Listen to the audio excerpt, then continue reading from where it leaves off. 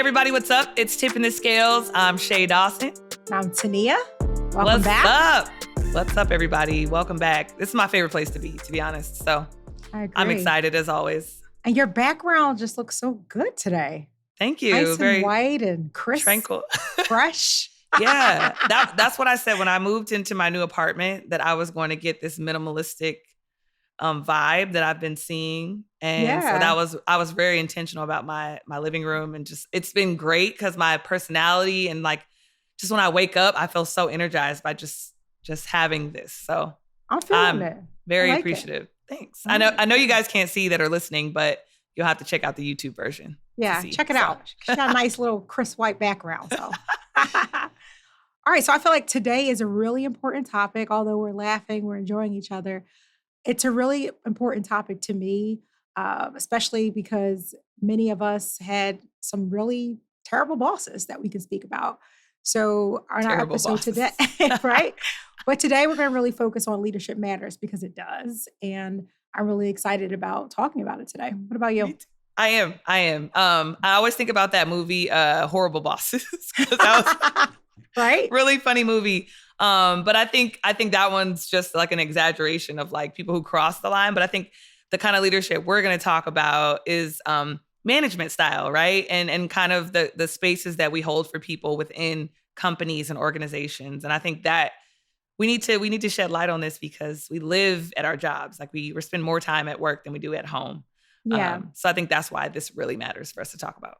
Yeah. And I think too, like all the things that you carry when you're at work, it's just like when you're at work, and I tell employees all the time, you have to focus on the whole person, because the things that you deal with at home, you bring to work. The things you deal with at work, you bring home. There's no set time where you don't deal with everything that you have in your life. So that's why it's important that you treat people with respect. And I'm really excited to talk about what that looks like, even though it should be common sense to most. But I don't think people really live by that on a regular basis, unfortunately.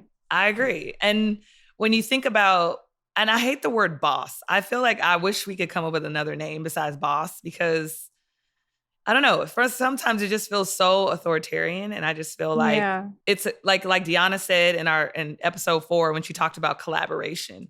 Mm-hmm. I feel like that's what it should be, the environment. Like even though you're running the show, and I, am, within the scope of an employee or whatever that is, I just feel like boss just it gives people a false sense of like control, right? Yeah, like I agree. Right? Just that word boss, like, oh, my boss.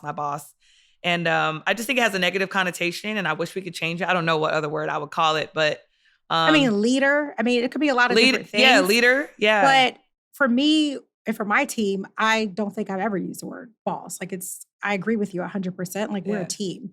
And when one fell, we all fell. So it's just as simple as that. So we're a collective team, just to your point about collaboration. But there is a quote that I love, and it does have the word boss in it. So just, belly up a little bit for this. But it resonates so well with me. It says, and I don't know who the author is, but it says a truly great boss is hard to find, difficult to part with, and impossible to forget. And I just think that is just so true. And I could tell you, just with me working in HR, I get phone calls on a regular from people. I need advice. Everyone knows I'm in HR. So I get, everyone calls me, from friends to family to friends, and people in the grocery store just walking up to me, asking me questions. But myself. But that's okay, because I truly care about people and I want to help people. But oftentimes those calls start with, could you believe what my boss did? Or could you believe my supervisor? And it's so many stories that make me super uncomfortable that I can't believe is really happening in our workforce today. But it is, unfortunately. Yeah. When you think about it, it's like, it's the word power. It's like people take that and run with it, because you have the ability to control someone's outcome, how they feel, even just the bottom line of a company. Like we have to figure out a new way to like teach power and how to use power, because I feel like, the world was built on power, taking over, conquering something. And I just feel like when it comes to people, that should not be the approach, right? Like you want to conquer an industry, you want to conquer or build up an industry, or build up, just your clientele, if you're running, you know, a client-based business or things like that. But it's like, why do people feel like they have to conquer people? And like when we say leadership, how do you teach leadership? You know what I mean? Like who's capable of teaching leadership? Because even sometimes those people, you know, haven't done. And I always go back to like, have you done the deep work in order to lead people? Yeah, Like sometimes not. Sometimes not. Like seriously, some people are great at a function, and organizations make this mistake all the time where, you know, you could be, let's say you're in sales and you are a kick-ass salesperson. You brought in $1 gazillion and you're like, make this person a manager. Let's put a team under that person. And they fail because just because you're good at selling doesn't mean you're good at leading and supporting and encouraging and motivating people beneath you or working alongside of you. And that's the problem that we have. And, you know, and some people are just put in those positions. And I think you brought up a really good word that is a problem, which is power, because people let power go to their heads. And that's when they run with it and they make horrible experiences for people, which they don't understand that they are ruining people's lives. Like, let me say that again. You are legit ruining your employees' lives because they take that stress. And we all know, like, Google it. We all know what stress can do to you and the impact that it has on your body, but it makes people literally sick. And it's not okay to give you that you have that right to stand up on this podium and drive people crazy with the nonsense that you have. Literally.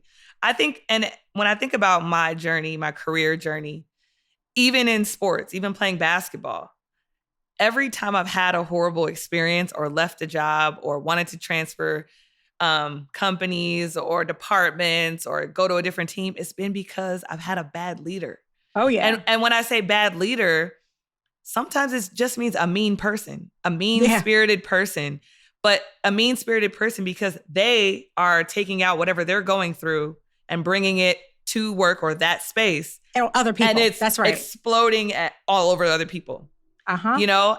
And so it's like, how do we give people the tools to recognize a bad leader? And what they can do? Because in my experience, I've had to control the situation, meaning like I've had to make the decision to leave. And not because I don't feel like sometimes you can change that person. And it's an uphill battle if you're a junior person at a company, right? Yeah. Who's someone who has a huge title and huge following. But also I realized too, like growing your tribe of people within a company can kind of help you get through those times too. Like I think in college, my college coach wasn't my favorite. I'm just being honest. My assistant coaches were my saving grace. And I went to them for everything. And when the game came, he was the one coaching, but he was so stressed. And it just was always like stress puking on other people. Like, you know, like, don't be mad at me about something that you can't control or another player that you can't control. You know what I mean? Like, how do we give people the tools to understand and break that and unpack that? And then what they can do to move on. Like, have you had experience in that? Yeah, I think let's start with first. Yes, I've had experience, unfortunately, with many people like that. And I was just telling a story. I do town halls with our employees, and I do it with every division. So I was with our manufacturing division, and I kind of got emotional and teared up a little bit because I was explaining to them, we were talking about the topic of diversity, equity, and inclusion. And I was telling them at some point in our world, we wouldn't have to focus on that those things will happen organically in organizations, but we're not there yet, unfortunately. However, I was telling them my experience when, you know, some jobs that I had that I was treated differently because me being a Black woman, that I used to go to the stall in the bathroom and cry. And they were surprised and shocked to hear that. But I do think let's start with some basic necessities that you need to have as a leader. Like, let's just spend a little bit of time talking about that. And, you know, although I started off our podcast talking about respect, people don't respect other people in the workplace. And that is a problem because you're a leader, because you're a quote unquote boss, that doesn't give you a right to disrespect people. We talk about the golden rule and that's just common sense, but it's not common sense to a lot of people. And I think that when you think back at some of the leaders that you didn't like or didn't treat you fairly or just wasn't great at their jobs, I bet you that that respect wasn't a value that lived within them or a characteristic that they that they didn't have. Yeah. And I would also say respect isn't something that they got either. Like a lot of the bad bosses that I've had or bad leaders that I've had have not gotten respect from other people. So sometimes it's kind of like that hurt people situation, right? Yeah. They've been passed over, disgruntled. Maybe it's some kind of insecurities within themselves, maybe physically, social, emotional. I'm not sure.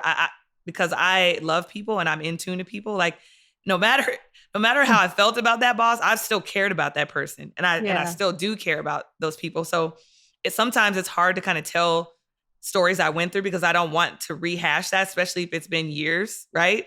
But at the same time, it's hurtful. It's hurtful to listen to how you maybe made someone feel, because there's not always time where sometimes I wish I could have said, damn, I wish I could have had a hard conversation with that person and told them how they made me feel. Yeah. Because there's also that guilt in me too, that like, I know because I didn't say anything, they were able to hurt other people. Yeah. And I know for a fact that that's happened to me before. I worked at a school back in the day when I was younger, and bright-eyed and bushy-tailed about life. I mean, I still am, but in terms of my career. You're still bright-eyed and bushy-tailed. I am. But I just meant about like career. Like now I feel like I'm at the stage of my career where fresh too. Yeah. Where I can make my own decisions versus when I was just taking whatever was available to me in the past. So I was at a school. Okay, so and I didn't really notice that I was affected by this until I saw the movie Get Out. Oh wow. Okay. All right. That's a lot to unpack, but let's start with what happened. This leader would say things like, "Oh, come look at my Facebook. And, I'm gonna go have my reunion," and would point out all the Black people in the photo and give me a backstory on how he knows that person. And I'm like, yeah, okay, no problem. Like, okay. Or if there was an interaction with a Black student, he always wanted to get my input. How do you think I should approach this? What do you think I should say? And I would always be like you would approach any other. Like you're the chief Black officer. Like I literally became. It's crazy. I always say I was the Black Google. Like if you had a Google question about a Black person, like he'd be like, "Could you come over here?" That's crazy. Yeah. And one time I got an article. It was like one of those magazines that like you flip it over, it's one thing, and you flip it over and it's another. And so on the original side that I was gifted, it was like something about education. And then on the back side that he made a note to like point to and let me know, it was how not to use the N-word. No and I was way. You never think this is okay. Exactly. Yeah, you never heard me use the N-word in this environment. So I also don't think it's appropriate that you're the one telling me that. But anyway, so that was another situation. Wow. And then the one that took the cake was he wanted me to go with him to his house to pick up the school pet that they let, school pets, you can go home with them in the summer. And we're driving and he's like, "Oh, we're going to go through a bad neighborhood right here. Like, you know a lot about that, right?" Wow. And I was like, is this real? Is this insinuating that I know about bad areas, that I grew up in a bad area? And so it was crazy because when they would happen, it wouldn't hurt me right away. I would definitely be like, that was weird, or that was awkward. But then when I would tell my mom or something, I'd be like, "Am I tripping?" She was like, "Shay, that's not okay. It's not okay." And then when I saw the movie Get Out, just like all the like little stereotypical things that were like, hidden in that movie, I was like, oh my God. Like literally, like this is, I've been, in situations like where, so it was just one of those things where I was like, oh my God. But I also knew I needed to get out from under him, just when like I noticed like he would just only hire certain people for certain roles. Yeah. Like, oh, okay, he's saying a Black person fits in that role, or that a Black person fits in that role, or even a woman fits in that role. So it was just like one of those things where I was like, this is not somebody I can't grow here. You know what I mean? Like I can't grow here. And just like you said, respect. Respect. I don't know if respecting you, but you damn sure couldn't respect him either after. Yeah. And so after a while, it's the respect factor just started to go away. And I was just like, oh, this is, So it taught me what not to also have. So my next boss, I would say it was a lot better. But even then I could tell that person needed some leadership also. So I think it's like leadership coaching for everyone. Leadership coaching for everyone, especially if you're working with kids and young adults. Yeah. So. And then listen, I think we need to be real about it too, that not everyone should be leaders. I don't care. There's not enough coaching in the world that's going to fix you. Like you are not meant, you lack compassion, you lack transparency, you can't be authentic, then you can't be a leader. It's just as simple as that. Like there are a lot of leaders too that can't have transparent conversations with their employees. So instead, they quote unquote to try to do things to manage them out. And that's when you make the environment very uncomfortable that the person just kind of resides on their own, opposed to having a real adult conversation with the person and just say, hey, here are the things that you're doing that's great. Here's some things that just is not working, and here's why. I want to be able to support you so that you can improve in these areas, and here's some things that we need to do in order for us to do whatever it is. So whatever the end goal is, you need to, it just has to, you have to have a conversation with people and be real and stop trying to manage people out and hide behind and hire around. And it's messy, people. Right. And you have to do better. I was talking to a really close girlfriend of mine, and she was saying how her leader, they were like at a gathering, and basically the leader straight up called her fat in front of all of her colleagues, which is my mind was blown. And I was really upset for my friend because she was upset. And, we all as women and men and everyone else, you probably, people struggle with their weight. So for you to say something referencing this, about someone's weight in front of an entire team after you just said things positive about every single person in a room, about their work and the things that they do, that's great. And then you get to my friend and say something about, her physical appearance, like not okay. Yeah. And I was so mad when she told me that. It bothered me for weeks. And what can you do about it? Right? Like what? Well, you can do something about it. And I'm glad that you said that, because how many people, if you knew how many people sat in silence and did nothing, it would blow your mind. And that's one of the things that I talk to our employees all the time is silence is acceptance. So when you don't speak up and say something, you're basically saying that I accept this behavior because you're not doing something about it. And at that level, she reports to the CEO. So it's like, who do you feel like you can turn to be able to help? So, she really, I don't know in terms of her relationship with her head of HR, but it starts with a conversation with that person. Because if I can tell you right now, I'm very transparent, sometimes to a fault, but that's who I am. But you can best believe I would have checked him right then and there. Like, I'm sorry. I have seen you check people, so I know you can check them. I'm like, I'm sorry. Did you just say that? And then, I would have said something, pulled him aside and explained to, him how that was just unacceptable and should have never happened. And, we probably would have had a couple conversations about it, but she's not the only person. And just like you shared your experience, and, I'm sorry that you had to experience that as well. Someone who's just trying to, in their mind, be relatable to their Black employee. Bless his heart. But you're really offending, unfortunately. It's a no. So anyone listening out there, it's a no. Like, that's not a way. Like, it's so funny because we often joke, me and my friends, about like, we love the differences of people. Act how you act. Just be who you are. Right. That's all. And if you're not Black, then act how you act. Like, however that is. And I think sometimes in uncomfortable environments, like if there's, let's say, 4 Black people and 1 white person or 1, Hispanic person or whatever, people feel like they have to, what they call in corporate America is code switch. You don't have to code switch.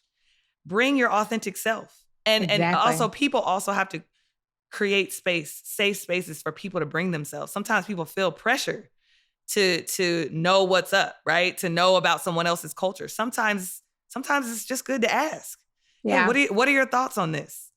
You know what I mean? Just having that conversation, you intrinsically understand about someone else, right? You know what I mean? Like, you can't fill their shoes and you can't be in their shoes, but you can just say, oh, I had a conversation with my friend Shea, and this is how she has handled it. And then you can take that and have another conversation with someone else from a different race or a different culture. And you kind of just become like this, experienced connector. And you know how different people handle things. And I think Yeah. sometimes that's pressure. Like if you are raised in one area and then you go into a melting pot, you feel like you don't have enough to pull from. So you watch and emulate and then you try to act it out. And I think that sometimes creates situations like the one I had with my boss. I felt like he watched a lot of Black people do certain things. And I felt like he thought he knew, but we're also not a monolith, just like I wouldn't think that about him. Right. So every Black person you meet, everyone's completely different and had different experiences in the world. And you are who you are based on where you come from, who you're around, your nature versus nurture. Like all of that stuff comes into play with who a person is. It's your personality. Absolutely. Right? Yeah. So Yeah. And I think too, it's about appreciating and just respecting the differences of other people. Mhm. So you're not like you have to be this expert on what you think or assume a person of a different race or ethnicity is. It's like get to know the person, because there's all of us are different, no matter what color of our skin is. Like we all are different people and unique in our own very special way. So get to know the person, right. opposed to trying to get to know what you think is who them fitting under a certain word Yes. or under Yes. a certain umbrella that you're looking for. Yes. I have to tell you about my first experience with. So for me, being in corporate America, I never had a boss of color. Like I was really excited when I had was reporting to a Black woman. It was my first time. I could tell you I was excited because it was something special for me, because I was able to see, the glass ceiling and how I had a hard time seeing through it and seeing how I was going to be able to get to the next level, because I didn't see other people who looked like me. And that impacted me. So about 4 years in, I was all excited because I'm reporting into this Black woman. Can I tell you, hands down, she was probably one of the worst supervisors I've ever had. I've had And similar. it was terrible. And the things that she would do, like she would, you know, tell everyone else, like, get to work at 9, but you should get there extra. You should get there like 8:30 because you need to hit the ground running a little bit earlier than your other colleagues. I'm like, I don't know how. I'm the subject matter expert on my team and I help all of them, but okay, I'll get there early if that's what's being asked of me. She also too made it a point at meetings, if there was a mistake that I made, she made it a point to bring that up in front of everyone. Like, wouldn't even give me feedback. So the first time I'm hearing feedback about something that I may have not done right or she wanted to see differently, I would find out in a team environment, which was horrible. And she never did that to anyone else on her team. Right. So one day I pulled her to the side because I was like, this is just crazy. And I pulled her to the side and I said, hey, what's happening here? You are going out of your way to treat me differently than everyone else on our team. And it's bothering me, it's impacting me. And to the point where just who I am is keeping me from sleeping at night because I take my job seriously. I want to do well. And do you know what she said to me? What? She said, I have to. Because and it's like, when you go scratch, like when a record starts. Yes. I was like, I'm sorry. I say that again. She said, well, I have to. I don't want anyone else on the team to think that I'm treating you better than them because you're Black. So unfortunately, I have to be harder on you. I need you to work harder than everyone else because we're both Black. And that was, I couldn't even believe that. Yeah. I think that was an aha moment for me because that was a time when I said, I can't be here. I can't work for you. I straight up told her, I said, I don't respect you as a person. I don't respect you as a Black woman. And there's no way that we're going to be able to work together from this day out. Yeah. I said, so let's do this. Let's not even waste time making this an official investigation because it won't end well for you with that, the things that you said. I said, get me another job. And I told her exactly where I wanted to be. And I ended up getting a promotion out of it because I said, this is what I want. I went off your team and I went into another team. But I can't believe that she even thought that that was acceptable behavior, for sure. Yeah. And oftentimes, when Black executives or people are hired in these positions, they often feel like they have to hold us to a different standard because they don't want to be looked at as favoritism or, It's crazy. like it's some kind of club that, that they're holding space for us or whatever it is. And I definitely have had that experience. One, when I was in college, I got a Black teacher thinking like, oh, this is great. I want to, I finally have somebody who looks like me, who's teaching a subject that I really think is really cool. It'd be great to learn from someone who could understand or at least, teach in a way that maybe is different than what I've experienced. Because obviously a lot of in education where I grew up, there's a lot of non-Black teachers. And yeah, it was one of the worst classes that I ever had. And I ended up failing because I was so stressed out. I was so stressed out. Like you said, every little thing was dinged, just not explained right. It was almost like it was like the person was my parent versus my teacher. Like it was trying to teach me a lesson, just like, oh, this little, like I needed so much help. So I definitely experienced that as well. And then I've also experienced that in corporate America too.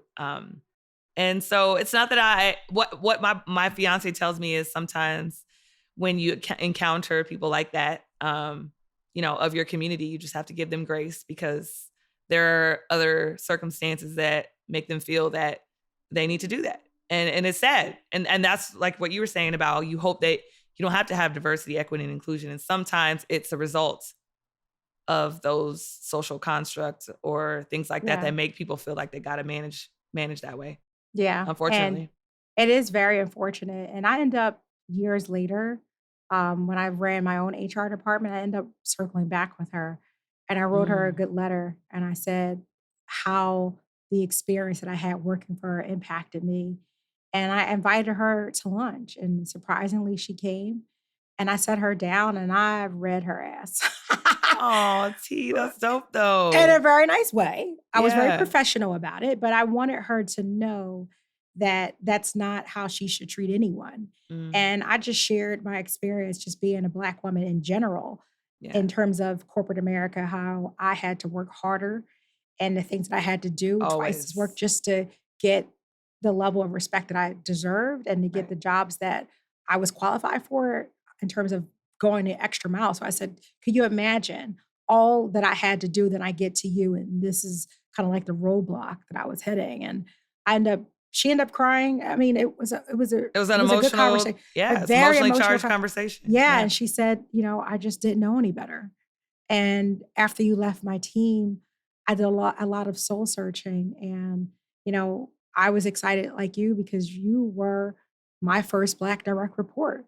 That, we're in a company. It's when I worked at Vanguard, where it's a huge company. And I'm sure they're a lot more diverse. This was over 10 years ago. And hopefully they've made some strides in terms of being more diverse and inclusive. Yeah. But unfortunately, that was just my experience at that time.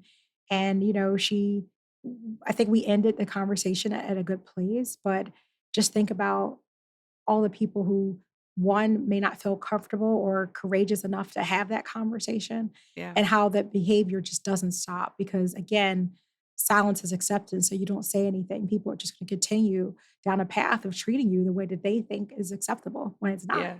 Yeah. And it just kind of sucks, though, as a Black woman, when I just hear you say that and I hear kind of my story. Like I've had an experience with, someone who's white, someone who's Black, but it's like a double-edged sword.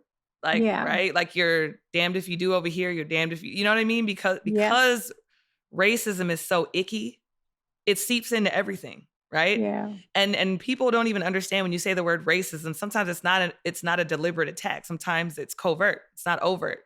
Mm-hmm. And it's an ideal that seeps into everything if it's not intentionally rooted out.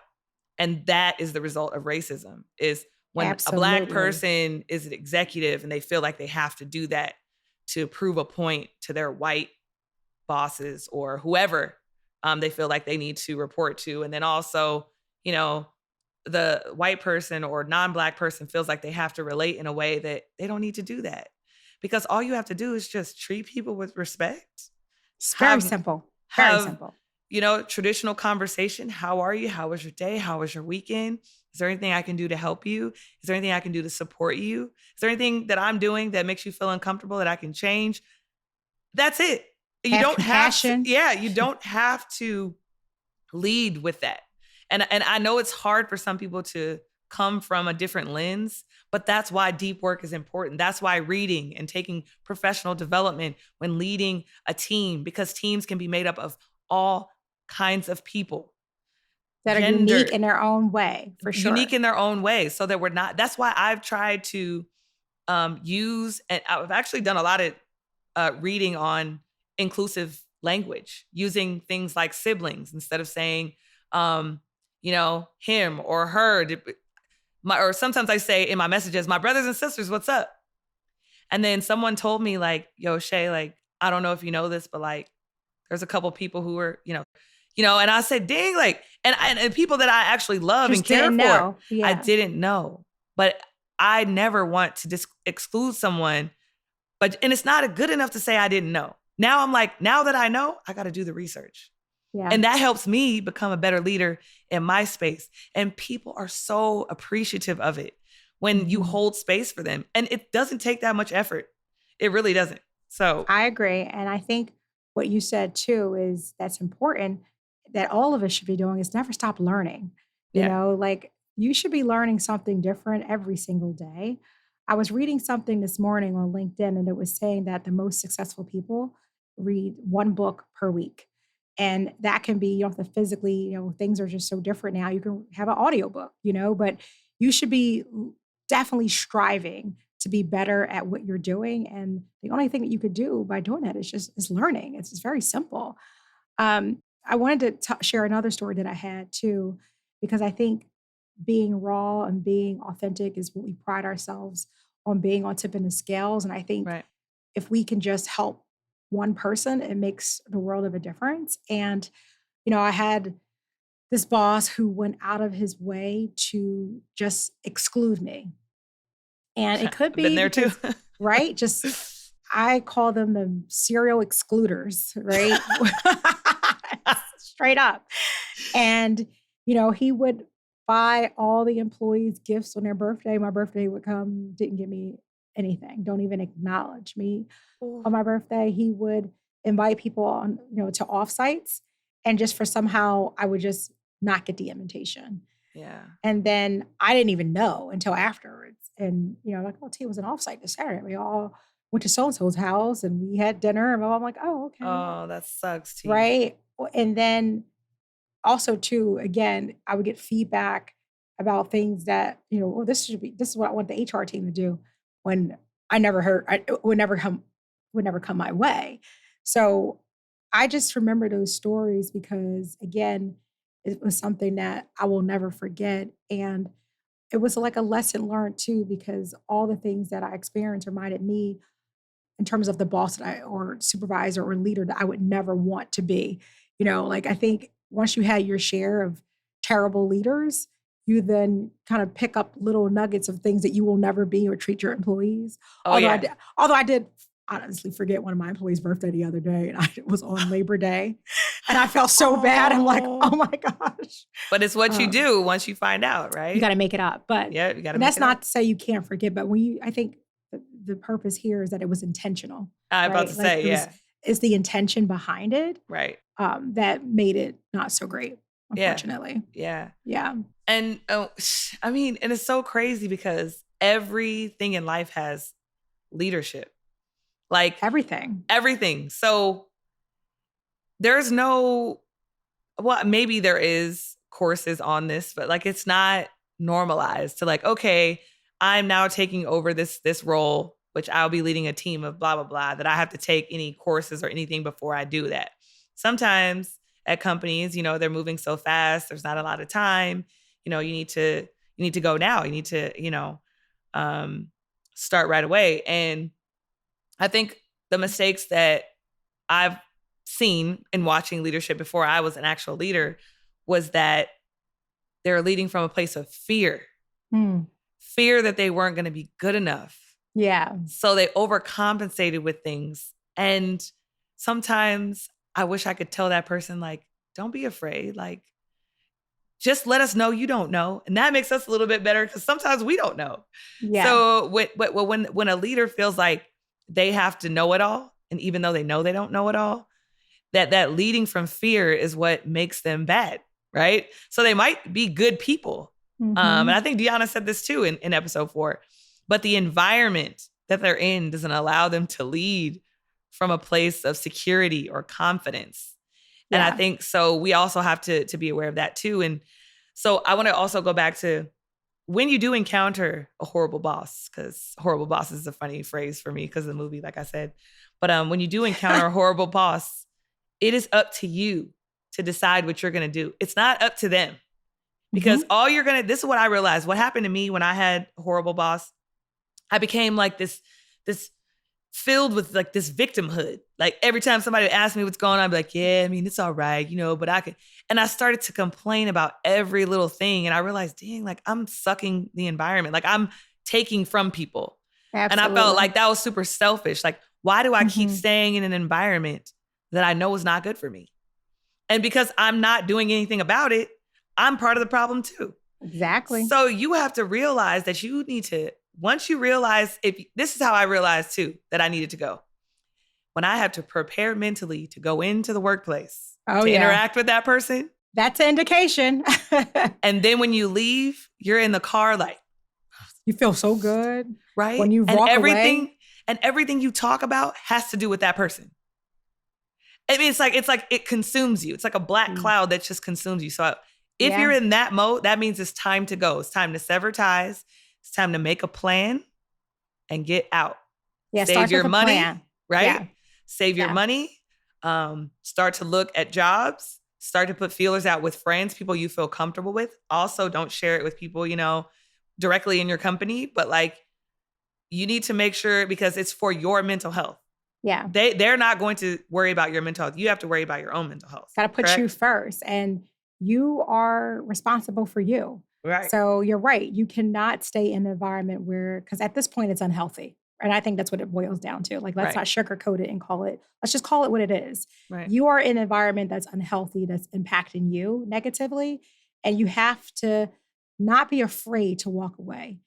I don't care what the money is or what the situation is. Of course, I was a single mom, so I understand in terms of providing, but that's when you start to plan. That's when you start tapping into your network and devising what your next steps are going to be and leaning on people who can encourage you and help you along the way to find out what's next. But you cannot allow yourself to stay in an environment where you can't grow and you won't change. Yep. You are just suffering. It's like having something suffocate you every single day. Every day. When you continue to go into that environment, that again, it starts to really make you physically sick. Yeah. And I also think like, if you're a faithful person, meaning you don't have to be religious, but if you need to start praying, manifesting, like meaning you have to literally, and when I say manifest, that's like speaking it into existence. Speaking it to an existence. Absolutely. Right. Yeah. So although you can plan, if you do believe in a higher power, if you do believe in energy, whatever it is, the only way people are going to know that you need help or that you're transitioning or whatever that is if you say it, if you speak it. So whoever you feel comfortable with doing that, if it's prayer, if it's to a friend, whatever, you have to get it out. You cannot hold it in because when you hold it in, that's also what's causing the stress and making you sick because your mind can't shut off either, right? Like your mind is going a mile a minute, always thinking about it. You're washing the dishes. You're thinking, oh, I got to go to work tomorrow. When Sunday comes around, you can't even enjoy your Sunday because you're thinking about Monday, about so how you're about to go and interact with this person. Yeah. Even with the job that you don't like. And it makes me think about like when I was in the NBA, like, why do we have to trade players the way we trade players? Like, to me, I think that's bad leadership. I'm just calling a spade a spade. I used to want to be a GM. Well, I didn't used to want to be a GM, but people used to tell me, oh, Shea, you need to try to be a GM because a lot of stuff that I was good at would translate. Yeah. Obviously, I was intimidated by, understanding contracts and negotiating with agents and all that kind of stuff. But I'm sure I can learn that just like I can learn anything else. But the part that really, really turned me off from just even wanting to pursue that path is trading players. Because the way we trade players or used to trade, well, I'm not in the league anymore, but Why are we trading players at 2 a.m. after a game when we've known the whole freaking day? From 6 a.m. We let that player play in the game. We high five them. We eat with them. Everybody knows. Give him a good old attaboy. How you doing?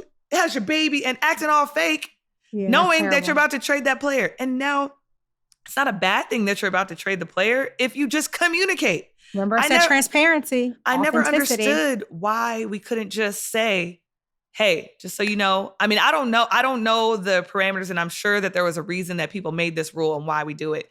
But I want to challenge the NBA. I want to challenge people in the world. Like, how can we come up with a better way to trade players? Because I just don't think it's like some people have the weirdest trade stories. And I can't wait till we get some players on here and talk about what's the weirdest trade story you've had. Some people have been in the game with the team, with that jersey on. Like I said, with your son, he had to physically trade hats with another person after he was on cloud 9 or cloud 10, whatever you want to call it. And then all of a sudden, we come deliver the bearer of bad news in the back room. And like, now he has to his good day turns into bad. Like, there has to be a better way. To me, that's bad leadership. I don't know. Yeah. I don't know. Like, yeah, it's hard for us to say because we don't know all the things that goes right. That's why I'm trying not to condemn it. So we just know the impact of it. Right. But just to add to that, players are traded the next day. They're packing up, leaving whatever it is in their current city behind and have to show up to that next city the very next day. And that is a lot. Think about it. You have to figure out how to get all your belongings in this house. You could own a house. You have a family here. Your kids are in school. It's like, see ya. I gotta go. That is a good point. And we should have to save that for an upcoming episode where we talk about that. I love it. Can we do something about that? Yeah. Is there a study group? Is there something we can do? A focus group? It is one of the reasons that players get jaded and become jaded is because that process right there. I mean, free agency, they're on pins and needles. It's hurtful. It's very hurtful. And I just think that transparency and good communication, I think, could just make that process a lot better. Yeah. And you know what I say? I'm so glad you said that, Shea, because when I talk about leadership or any relationship, what are the 3 pillars to any successful relationship? Communication, respect, and transparency. Those are those 3 pillars that keep the relationship going. So just like you do, a leader to a direct report, it's a relationship. And you have to have those 3 pillars to be successful. And another thing that you said too, is what I'm hearing you say is ownership. Leaders, you are responsible for your people. There's no other way around it. Right. So you need to figure out if the folks that you have that are in charge of others are leading them effectively. And if they're not, then whether it be training or something, you have to improve that situation. Yeah. Your employees are you hear this 1,000 times, but I have to say it again. Your employees are the most valuable asset, not anything else. So without your employees, without happy people, you're not going to be able to be successful in your business. So you have to make it your business to ensure that your employees are happy. And if they're not, you got to do something about it. Don't let bad leaders contaminate your organization. Right. If you're a CEO or if you have a C-suite title, you need to get out of the C-suite and go down into the general population and talk to them. That's right. And another thing that pissed me off, and I'm getting upset because I'm thinking about it. Yeah. When I worked for a particular place, I'll just say place, the way we interacted with, let's say, the cleaning crew, the facility staff, they are a part of us as well. Just because our titles are completely different, that's right, doesn't mean that there's no it's like the have and have nots. Yeah. It's no, people would always make comments oh, Shea, you're friends with all the, yes, because they're human beings and they work here. I want to know how their day has been, even if they're taking out the trash under my desk. Doesn't matter what, it's just that goes back to respect though, Shea. No matter what you do or what your title is, every single person that is in that building deserves respect. I don't care what their job is. Yeah. You should be treating them with respect, saying hello, being respectful towards them no matter what they do. Who cares? Like, that's the problem too, is that we have so many brown nosers that just want to try to impress someone at a higher level, that they forget about the people beneath them, or they forget about the people who may not have these glamorous titles, and they think that it's acceptable to treat them poorly because of it. And it's only beneath them because of the stupid social construct. It's like, they're not beneath you, because any day you can be gone. You can be fired too. And you can be right back in a situation where you feel like it's not as glamorous. Right. Everyone's and like disposable. Everyone. That's what I tell people. Like when people say, oh, we can't do this without you. Yes, you can. Yes, you can. I'm replaceable. We all are. Right. Unfortunately. Like the world keeps going. So once you realize that, you basically get out of your way. I would say the best people I've worked for are Albert Hall. I'm going to say them by their names because I think this is important. Albert Hall and Warren Laguerre. I worked at Summer League, NBA Summer League, and the motto is your ego is not your amigo. Yeah, I love that. And it was amazing because it was like, I'm asking you to pick up trash. And you know why I can do that? It's because I pick up trash myself. And I'm like, these are the people who started Summer League and run it every single year. Multi-million-dollar business. They can pick up trash. If they can pick up trash, I can pick up trash. I said, you know what? I want to be a leader just like that. Lead by example. Matter what, right? No matter what my title is, no matter what, no matter more experience I get, probably the higher you go, it doesn't matter. Like if there's a party and I show up to the party and let's say I'm the CEO and everyone's like, brown nosing, talking to me or whatever the case may be, I'm going to stay and help pick up a little bit at least. I know there's other people probably for that, but at the same time, like, it does so much for the morale. It does so much for the culture to see that the leader, the head, is doing, a thankless job. The same thing that you're asking. Right? It should be nothing that you are requesting from your employees that you can't do yourself. Right. And that's the problem too, I think, often in organizations, is that you have these expectations of others that you don't have of yourself. And that's crazy. Like, you have to get in the trenches, roll up your sleeves, and be able to show your employees that no matter what the job is, it's not too good for me. That I am willing to be right there and walk alongside of you. And I think that's where we get a little jaded sometimes as leaders, is that you start thinking that you're above the folks who work for you. And that power word starts to creep in there. Absolutely. And that's a problem. Right. And culture matters. Culture matters. We got to say that again. I'll be dancing when I hear the word culture. Matters, I'm like, people. It matters. It matters. Does. And it's not a situation where people need to say, oh, I need to change right away. Sometimes it's just saying that, I need to get better. Yes. By identifying that you're not where it should be, it's so healing, right? Like to say like I remember one time I was talking to a friend and I kept commenting about something on her. I'm not going to say what it was, but I kept commenting about it. And about the third time I said it, I can tell that I was triggering her. Be aware of triggers too, people. Right? So I said, in a joking way, because I wasn't sure, I said, am I triggering you? And she said in a joking way, yes, you're triggering me. Right? Okay. But it was more of like an uncomfortable, like, ding. But the fact that I could call out that I was aware, I just saw, like, how someone's body language changes?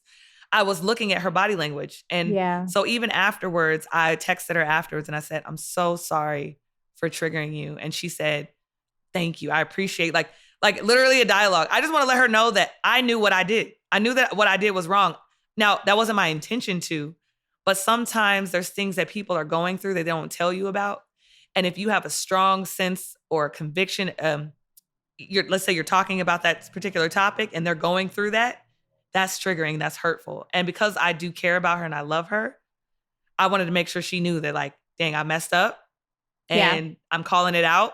I'm reprimanding myself. And I just want to let you know, I apologize. Yeah. Two things that you said in there that I think was really important in terms of pulling it out is, one is, once you have that awareness, then you have to have some action, right? You can't be aware and don't do anything, right? So once you're aware of whether it be you offended someone or you know that you're not being the best that you need to be towards whomever the person is, then let's make sure that you have an action to resolve, right? Yeah. And the other thing too, that I think is important is sitting back and understanding that, I talk about this when I would teach preventing sexual harassment trainings is intention versus impact. That Mm. most of us wake up in the morning and we have good intentions, right? Like, unless you're just not a great person. But I would say the majority of us don't say, my goal today is really to hurt someone's feelings. Like, we have good intention, Yeah. but it's the impact that matters, right? So you can have good intention, but as a result of it, if it's the impact is a negative experience, that's what you have to care about is the impact that you leave with that you have on someone. I And agree. I think I applaud you for being able to recognize that and immediately doing something about it so that you can repair the relationship and ensure that it's good to go moving forward. Yeah, T, that's powerful. And I think intention is a strong word. And capacity is like a new word that I'm exploring and researching because I think that's awesome. Sometimes people don't have the capacity to Yeah, be I good like that. leaders, right? They don't have the capacity to be good leaders 100%. Yeah. because of things they've experienced in their life, things they've been through. And so that's why it's important to have good people around to kind of maybe just call that out. But I love that. And I would say because I've done a lot of deep work, like that's why I have this joke, like I call it the Shea Dawson experience, which the Shea Dawson experience is the best possible human experience one can provide person to person. That's what I try to do. Oh, I love that. Fancy. Thanks. But it was a joke at first. My friends would say, "Oh, Shea, you're just rainbows and sunshine." Like, "Oh, the Shea Dawson experience." But I realized like that's my superpower is to do that, which has made me a great leader. If Mhm. that's my intention every day to be the best have the best possible human experience that I can provide person to person, that Mhm. means that when I do make mistakes, I can recognize it quicker and then I can try to mitigate it quicker. And sometimes I also recognize that sometimes it's not repairable. Maybe I just don't rock with that person. Maybe they just don't rock with me. Yeah, It's rare in my world, but I also know that it's possible. And it's it's possible. okay, Sure. right? It's okay. Mhm. And to hold that space and say, we just aren't each other's person, but we can respect each other. And I think like you talked a lot about respect today. And it's like, that's all I'm looking for in leadership is someone who's very self-aware, even someone who says, "Oh, I'm really loud." Yeah, you are loud, but I still love you. You know what I mean? Just Yeah. self-aware people are easier to get along with. Self-aware people are easier to work for. You know what I mean? So sometimes leading from fear, leading from insecurity makes you, not so good leader, but you can work on that. And I think that all of us have to do self audits all the time. I try to do self audits too a lot. Like, dang, I don't think I show up really great in that meeting, or I don't think I showed up really great for that person. Or sometimes I have to say, I don't have the capacity to show up for you right now. Yeah. I will But it's be a like horrible check-ins person, though. you know? Yeah, I mean, you said it earlier, and I think that it's something that we have to do is ask the question, right? Yeah, One, allow the people who are in, whether it be the people that you work with, the people in your personal lives, no matter who it is, because leadership doesn't necessarily mean that it has to be in this kind of reporting type of relationship role, right? You can right. be a leader on the court and you guys are all playing the same, like there's no one, Mm-hmm. I don't have to report to you in order for me to be a leader. But Right. I think you have to allow people the chance to make mistakes. We all make mistakes. And Mm-hmm. look, if you're not making a mistake, if you're not failing at something, then you're not growing, so that's a problem in itself. And that's a whole nother conversation. But that's a problem too that I think sometimes leaders don't allow for that. They're so hypercritical about Yeah. every single thing, and when their employee makes a mistake, it's like, "Gotcha," like I'm going to hold this over your head forever, Right. Right. and that's unacceptable. Like, forgive the person and help them be better. Like again, when one of my employees fail, I fail. We fail together. We're a team. So when your employee makes a mistake, you're making those same mistakes alongside of that person. So how can you show up to help improve in that specific area for the employee? Yeah. And then I think too is just having that conversation. How many times that people just don't have conversations and it falls back to me communications where you just kind of slip it under the rug, hope that it goes away, and it creeps up every time because you don't address it. Like, I love it. Why are we so afraid to have conversations with people? I don't understand Let's that. normalize having hard conversations. Courageous conversations. Courageous. I like that. Yeah. But also holding space. Yeah. To have that conversation. So allowing someone to say, hey, can we talk? And you're like, oh, here we go. Here we go. Right? Yeah. Here we go. And I think that just holding space and then normalizing having courageous conversations, we can get a long way. And I always hate to go back to sports, but that's like everything. That's your life, though. That's my life. Your whole life has been sports, and you spent most of your time in sports, so it's easy. That's what resonates the most in you. So that's okay. And I think sports teaches the most life lessons, to be honest. Absolutely. Like, everything you learn in sports, you can carry on in life. But very transferable skills for everything. Right. I agree. And this is like just working with athletes. Like sometimes people, brands or companies who work with elite athletes, they always want to go after the celebrity, the superstar. Sometimes the celebrity and the superstar, like Michael Jordan, like Kobe, they weren't necessarily amazing leaders, or people didn't think they were amazing leaders. They led by example. But their verbal communication or their communication or lack of, people could criticize. And sometimes we just fantasize the person who has the most amazing game or the most amazing crossover, or they can score a lot of points. But when they don't realize that sometimes leaders, good leaders in a locker room or on a team or amongst elite athletes are the ones that you don't even realize. Mm-hmm. The ones that aren't loud and the ones that aren't scoring a lot of points. Like I always say, like, how do you know that, like, if you want to get to an athlete, you got to find out who they respect and who they trust. Those silent assassins. Right? Those silent assassins. And sometimes it's people you wouldn't even think of.